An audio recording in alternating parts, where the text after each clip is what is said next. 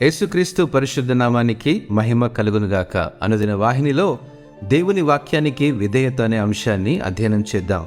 యాకోబు రాసిన పత్రిక 1వ అధ్యాయము 21వ వచనం ప్రకారము, అందుచేత సమస్త కల్మషమును విర్రవీగుచున్న దుష్టత్వమును మాని లోపల నాటబడి మీ ఆత్మలను రక్షించుటకు శక్తిగల వాక్యమును సాత్వికముతో అంగీకరించుడి. మనం దేవుని వాక్యానికి విధేయత చూపడానికి మరియు మన హృదయాలను మనస్సులను పరిశుద్ధంగా ఉంచుకోవడానికి ప్రయత్నం చేయాలని ఎల్లప్పుడూ గుర్తుంచుకోవాలి. దేవునితో మన సంబంధానికి ఆటంకం కలిగించేది ఏదైనా దూరంగా ఉంచడానికి మరియు ఆయన వాక్యాన్ని మన హృదయాలలో అంగీకరించడానికి మనము సిద్ధంగా ఉండాలి.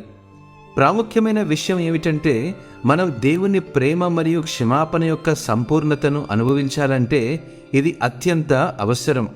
మనం మన ప్రాచీన స్వభావాలను విడిచిపెట్టి దేవుని వాక్యంలోని సత్యాన్ని సాత్వికముతో అంగీకరించడానికి సంసిద్ధులమై ఉండాలి. మన జీవితాల కోసం దేవుని ప్రణాళికపై నమ్మకం ఉంచడానికి మరియు ఆయన మనల్ని సరైన మార్గంలో నడిపిస్తాడని విశ్వసించడానికి మనము సిద్ధంగా ఉండాలి.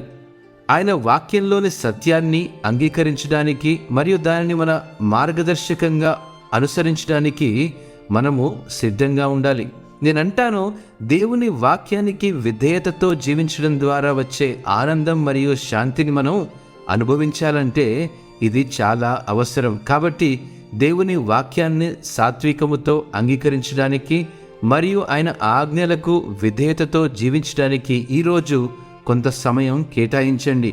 అట్టి మనస్సు ప్రభు మనందరికీ దయచేయునుగాక. ఆమెన్.